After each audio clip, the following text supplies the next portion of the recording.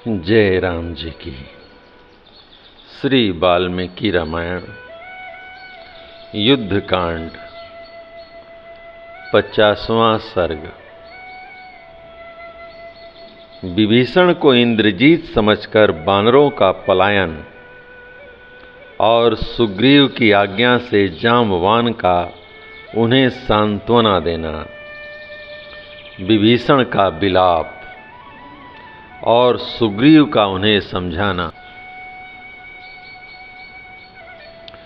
गरुण का आना और श्री राम और लक्ष्मण को नागपाश से मुक्त करके चले जाना।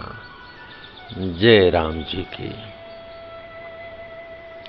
उस समय महातेजस्वी महाबली बानरराज सुग्रीव ने पूछा, बानरों, जैसे जल में बवंडर की मारी हुई नौका डगमगाने लगती है, उसी प्रकार जो यह हमारी सेना सहसा व्यथित हो उठी है, इसका क्या कारण है? सुग्रीव की यह बात सुनकर बालीपुत्र अंगद ने कहा, क्या आप श्री राम और महारथी लक्ष्मण की दशा नहीं देख रहे? ये दोनों वीर महात्मा दशरथ कुमार रक्त से भीगे हुए बाण सैया पर पड़े हैं और बाणों के समूह से व्याप्त हो रहे हैं। तब बानरराज सुग्रीव ने पुत्र अंगद से कहा, बेटा, मैं ऐसा नहीं मानता कि सेना में अकारण ही भगदड़ मच गई है। किसी न किसी भय के कारण ऐसा होना चाहिए। ये बानर उदास मुंह से अपने अपने हथियार फेंककर संपूर्ण दिशाओं में भाग रहे हैं और भय के कारण आंखें फाड़ फाड़ कर देख रहे हैं। पलायन करते समय उन्हें एक दूसरे से लज्जा नहीं होती। वे पीछे की ओर नहीं देखते हैं, एक दूसरे को घसीटते हैं और जो गिर जाता है उसे लांग कर चल देते हैं। भय के मारे उसे उठाते तक नहीं। इसी बीच में वीर विभीषण हाथ में गदा लिए वहां आ पहुंचे और उन्होंने विजय सूचक आशीर्वाद देकर सुग्रीव तथा श्री रघुनाथ जी की अभ्युदय कामना की। बानरों को भयभीत करने वाले विभीषण को देखकर सुग्रीव ने अपने पास खड़े हुए महात्मा ऋक्षराज जाम्बवन से कहा, ये विभीषण आए हैं, जिन्हें देखकर बानर शिरोमणियों को यह संदेह हुआ कि रावण का बेटा इंद्रजीत आ गया है। इसलिए उनका भय बहुत बढ़ गया और वे भागे जा रहे हैं। तुम शीघ्र जाकर यह बताओ कि इंद्रजीत नहीं विभीषण आए हैं। ऐसा कहकर बहुधा भयभीत हो पलायन करते हुए इन सब बानरों की सुस्थिर करो। इन सब बानरों को सुस्थिर करो, भागने से रोको। सुग्रीव के ऐसा कहने पर ऋक्षराज जाम्बवान ने भागते हुए बानरों को लौटाकर उन्हें सांत्वना दी। ऋक्षराज की बात सुनकर और विभीषण को अपनी आंखों से देखकर बानरों ने भय को त्याग दिया तथा वे सब के सब फिर लौट आए। श्री राम और लक्ष्मण के शरीर को बाणों से व्याप्त हुआ देख धर्मात्मा विभीषण को बड़ी व्यथा हुई। उन्होंने जल से भीगे हुए उन दोनों भाइयों के नेत्र पोंछे और मन ही मन शोक से पीड़ित हो वे रोने और विलाप करने लगे। हाय, जिन्हें युद्ध अधिक प्रिय था और जो बल विक्रम से संपन्न थे, वे ही दोनों भाई श्री राम और लक्ष्मण माया से युद्ध करने वाले राक्षसों द्वारा इस अवस्था को पहुंचा दिए गए। ये दोनों वीर सरलता पूर्वक पराक्रम प्रकट कर रहे थे, परंतु भाई के इस दुरात्मा कुपुत्र ने अपनी कुटिल राक्षसी बुद्धि के द्वारा इन दोनों को धोखा दे दिया। इन दोनों के शरीर बाणों द्वारा पूर्णतः छिद गए हैं और दोनों भाई खून से नहा उठे हैं। इस अवस्था में पृथ्वी पर सोए हुए ये दोनों राजकुमार कांटों से भरे हुए शाही नामक जंतु के समान दिखाई देते हैं, जिनके बल पराक्रम का आश्रय लेकर मैंने लंका के राज्य पर प्रतिष्ठित होने की अभिलाषा की थी। वे ही दोनों भाई पुरुष शिरोमणि श्री राम और लक्ष्मण देह त्याग के सोए हुए हैं। आज मैं जीते जी मर गया, मेरा राज्याभिषेक मनोरथ नष्ट हो गया। शत्रु रावण ने जो सीता को न लौटाने की प्रतिज्ञा की थी वह पूर्ण हुई। उसके पुत्र ने उसका मनोरथ सफल कर दिया। इस प्रकार विलाप करते हुए विभीषण को हृदय से लगाकर शक्तिशाली वानरराज सुग्रीव ने कहा, धर्मज्ञ तुम्हें लंका का राज्य प्राप्त होगा, इसमें संशय नहीं। पुत्र सहित रावण यहाँ अपनी कामना पूरी नहीं कर सकेगा। ये दोनों भाई श्री राम और लक्ष्मण मूर्छा त्यागने के पश्चात गरुड़ की पीठ पर बैठकर रणभूमि में राक्षस गणों सहित रावण का वध करेंगे। राक्षस विभीषण को इस प्रकार सांत्वना और आश्वासन देकर सुग्रीव ने अपने बगल में खड़े हुए ससुर सुसेन से कहा, आप होश में आ जाने पर इन दोनों शत्रु दमन श्री राम और लक्ष्मण को साथ ले सूरवीर वानर गणों के साथ किष्किंधा को चले जाइए। मैं रावण को पुत्र और बंधु बांधवों सहित मारकर उसके हाथ से मिथिलेश कुमारी सीता को उसी प्रकार छीन लाऊंगा जैसे देवराज इंद्र अपनी खोई हुई राजलक्ष्मी को दैत्यों के यहाँ से हर लाए थे। वानरराज सुग्रीव की यह बात सुनकर सुसेन ने कहा, पूर्व काल में जो देवासुर महायुद्ध हुआ था उसे हमने देखा था। उस समय अस्त्र शस्त्रों के ज्ञाता तथा लक्ष्य भेद में कुशल देवताओं को बारंबार बाणों से आच्छादित करते हुए दानवों ने घायल कर दिया था।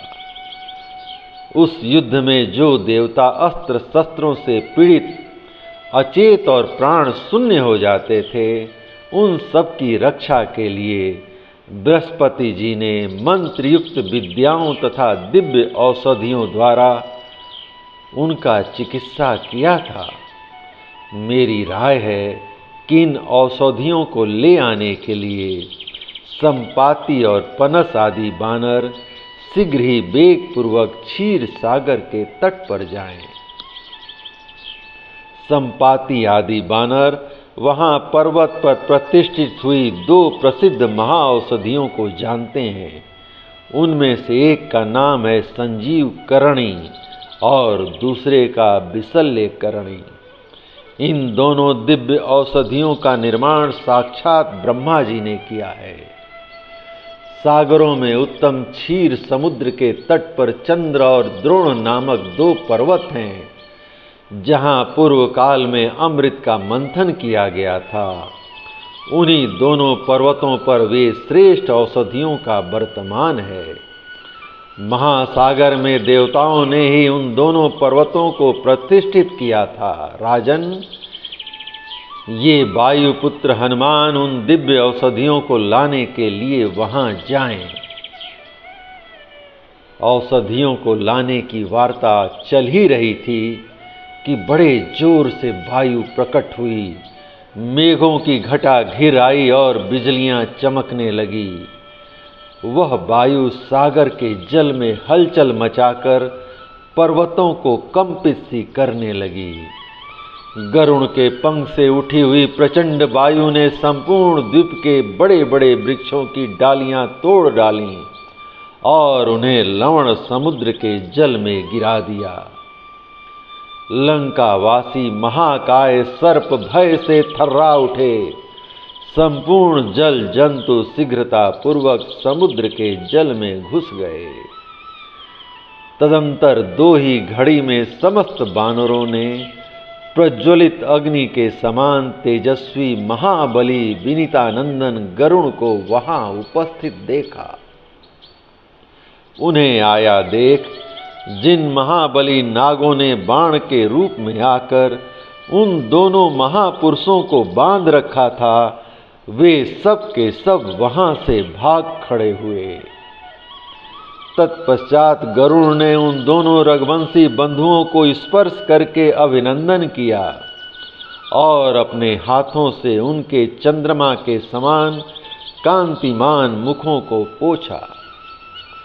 गरुड़ जी का स्पर्श प्राप्त होते ही श्री राम और लक्ष्मण के सारे घाव भर गए और उनके शरीर तत्काल ही सुंदर कांति से युक्त एवं स्निग्ध हो गए। उनमें तेज, वीर्य, बल, ओज, उत्साह, दृष्टि शक्ति, बुद्धि और स्मरण शक्ति आदि महान गुण पहले से भी दुगुने हो गए। फिर महातेजस्वी गरुड़ ने उन दोनों भाइयों को, जो साक्षात इंद्र के समान थे, उठाकर हृदय से लगा लिया। तब श्री रामचंद्र जी ने प्रसन्न होकर कहा, इंद्रजीत के कारण हम लोगों पर जो महान संकट आ गया था, उसे हम आपकी कृपा से लांघ गए। आप विशिष्ट उपाय के ज्ञाता हैं, अतः आपने हम दोनों को शीघ्र ही पूर्ववत बल से संपन्न कर दिया है। जैसे पिता दशरथ और पितामह अज के पास जाने से मेरा मन प्रसन्न हो सकता था, वैसे ही आपको पाकर मेरा हृदय हर्ष से खिल उठा है। आप बड़े रूपवान हैं, दिव्य पुष्पों की माला और दिव्य अंगार आग से विभूषित हैं।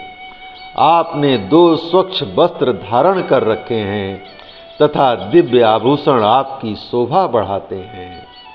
हम जानना चाहते हैं आप कौन हैं?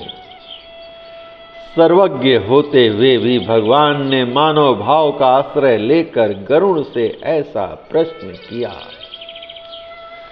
तब महातेजस्वी महाबली पक्षीराज विनीतानंदन गरुड़ ने मन ही मन प्रसन्न हो आनंद के आंसुओं से भरे हुए नेत्र से श्री राम से कहा, काकुत्स, मैं आपका प्रिय मित्र गरुड़ हूँ, बाहर विचरने वाला आपका प्राण हूँ। आप दोनों की सहायता के लिए मैं इस समय यहाँ आया हूँ। महापराक्रमी असुर, महाबली दानव, देवता तथा गंधर्व भी यदि इंद्र को आगे करके यहाँ आते, तो वे भी इस भयंकर सर्पाकार बाण के बंधन से आपको छुड़ाने में समर्थ नहीं हो सकते थे। क्रूर कर्मा इंद्रजीत ने माया के बल से जिन नाग रूपी बाणों का बंधन तैयार किया था, वे नाग ये कद्रु के पुत्र ही थे। इनके दांत बड़े तीखे होते हैं। इन नागों का विष बड़ा भयंकर होता है। ये राक्षस की माया के प्रभाव से बाण बनकर आपके शरीर में लिपट गए थे। धर्म के ज्ञाता सत्य पराक्रमी श्री राम सम्रांगण में शत्रुओं का संहार करने वाले अपने भाई लक्ष्मण के साथ आप बड़े सौभाग्यशाली हैं, जो अनायास ही इस नागपाश से मुक्त हो गए। मैं देवताओं के मुख से आप लोगों के नागपाश में बंधने का समाचार सुनकर बड़ी उतावली के साथ यहाँ आया हूँ। हम दोनों में जो स्नेह है, उससे प्रेरित हो मित्र धर्म का पालन करता हुआ सहसा आ पहुँचा हूँ। आकर मैंने इस महाभयंकर बाण बंधन से आप दोनों को छुड़ा दिया। अब आपको सदा ही सावधान रहना चाहिए। समस्त राक्षस स्वभाव से ही संग्राम में कपटपूर्वक युद्ध करने वाले होते हैं, परंतु शुद्ध भाव वाले आप जैसे सूरवीर का सरलता ही बल है। इसलिए इसी दृष्टांत को सामने रखकर आपको रण क्षेत्र में राक्षसों का कभी विश्वास नहीं करना चाहिए, क्योंकि राक्षस सदा ही कुटिल होते हैं। ऐसा कहकर महाबली गरुड़ ने उस समय परम स्नेही श्री राम को हृदय से लगाकर उनसे जाने की आज्ञा लेने का विचार किया। वे बोले, शत्रुओं पर भी दया दिखाने वाले धर्मज्ञ मित्र रघुनंदन, अब मैं सुखपूर्वक यहाँ से प्रस्थान करूँगा, इसके लिए आपकी आज्ञा चाहता हूँ। वीर रघुनंदन, मैंने जो अपने को आपका सखा बताया है, इसके विषय में आपको अपने मन में कोई कौतूहल नहीं रखना चाहिए। आप युद्ध में सफलता प्राप्त कर लेने पर मेरे इस सख्य भाव को स्वयं समझ लेंगे। आप समुद्र की लहरों के समान अपने बाणों की परंपरा से लंका की ऐसी दशा कर देंगे कि यहाँ केवल बालक और बूढ़े ही शेष रह जाएंगे। इस तरह अपने शत्रु रावण का संहार करके आप सीता जी को अवश्य प्राप्त कर लेंगे। ऐसी बातें कहकर शीघ्रगामी एवं शक्तिशाली गरुड़ ने श्री राम को निरोग करके उन वानरों के बीच में उनकी परिक्रमा की और उन्हें हृदय से लगाकर वायु के समान गति से आकाश में चले गए।